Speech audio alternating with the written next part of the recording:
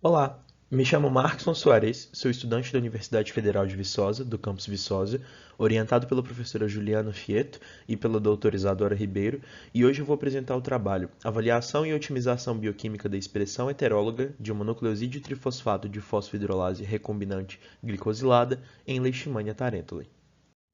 As nucleosídeo trifosfato de fosfodhidrolases, também conhecida como NTPDases, são glicoproteínas da família GDA1-CD39. Elas atuam na hidrólise de nucleotídeos trifosfato e difosfato, principalmente no ambiente extracelular, pois grande parte dessas proteínas encontram-se voltadas com seu ectodomínio catalítico para o lado de fora da célula. Estão relacionadas com um papel importante de controle de processos biológicos, como resposta imune, resposta inflamatória, sinaptogênese, proliferação celular tumoral e tudo isso a partir da hidrólise dos nucleotídeos, principalmente o ATP e o ADP.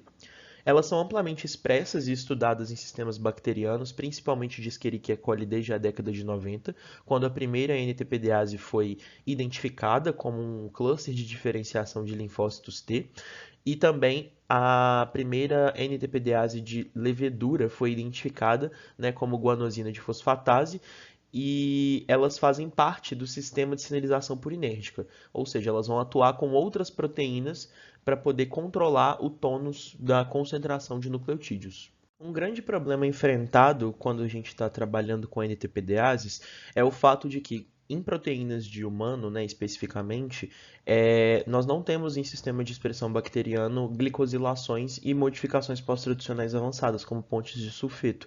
Então, o sistema de bactéria Escherichia coli não é interessante para a gente. A proposta desse trabalho vai concentrar forças em propor um novo sistema de custo eficiente que tenha modificações pós-traducionais eficientes para poder estudar uma NTPDase. A gente está trabalhando com uma NTPDase de mamífero, então a gente vai propor o sistema de Leishmania tarentulae, que é uma leishmania não patogênica e que faz glicosilações em um modelo semelhante ao de mamífero para poder estudar essa proteína, já que ela já foi anteriormente expressa em bactéria e não teve atividade. Então a nossa hipótese é de que a glicosilação ausente tenha afetado isso. Dessa forma, então, nossos objetivos são clonar e expressar um gene de NTPDase de mamífero em Leishmania tarentulae e caracterizar o perfil de sua expressão e atividade catalítica purificada, né, da enzima purificada, estudando as suas características estruturais, principalmente a presença de N-glicosilações. A nossa metodologia se iniciou em sílico, com o desenho de duas construções da mesma proteína. Essas duas construções têm uma pequena diferença na estrutura, em que uma possui um peptídeo que simula um domínio transmembrana de NTPDase, formado apenas por aminoácidos hidrofílicos, com o objetivo de aumentar a solubilidade da proteína.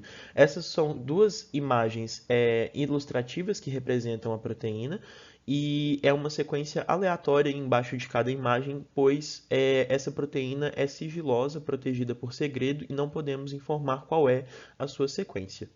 Cada um desses genes, então, foi clonado dentro de vetores de expressão do sistema LEXI, Leishmania Expression System, e foi utilizado para poder transfectar células de Leishmania e gerar clones expressores das NTPDases da NTPDase em duas construções.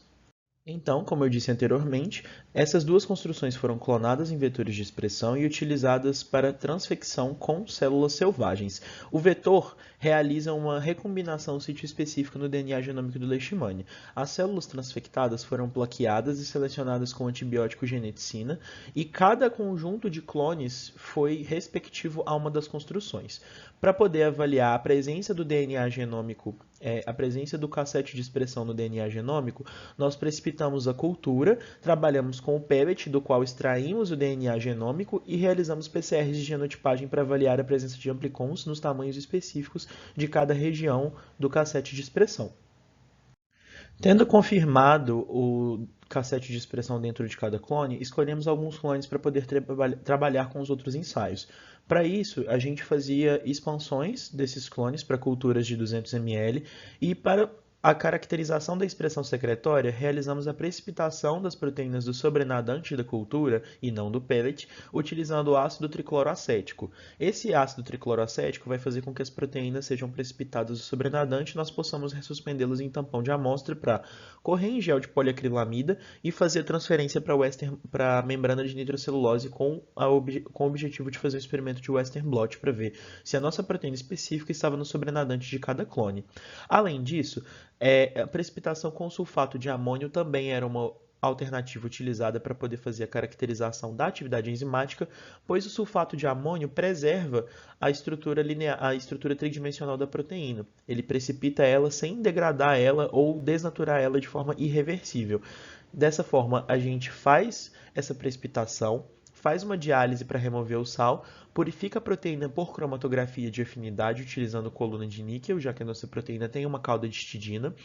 E com a proteína purificada, a gente realiza atividade enzimática com os substratos ATP e ADP para caracterizar o perfil de hidrólise. Além disso, também foi feito um ensaio para poder avaliar a presença de glicanos na estrutura da proteína. Para isso, a gente utilizou as amostras purificadas em uma quantidade específica na presença da proteína PNGase F, uma enzima que remove N-glicanas de estruturas lineares de proteínas. À direita, podemos ver os resultados de PCR para a região 5' SSU e para o stuffer do cassete de expressão. Realizamos esse PCR para confirmar se a primeira região do cassete de expressão estava de fato integrada ao genoma e se ele estava conservado com o stuffer, que é a região que compreende tanto o gene quanto as regiões não traduzidas que vão gerar a sequência de não tradução no RNA mensageiro, estavam presentes.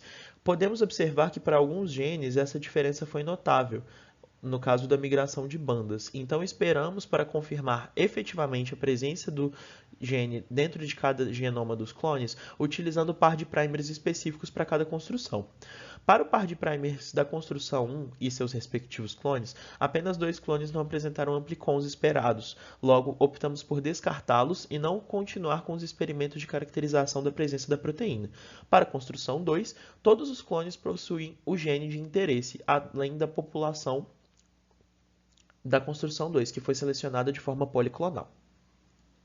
Aqui, podemos ver a confirmação da expressão secretória da NTPDase de interesse para os clones da construção 1.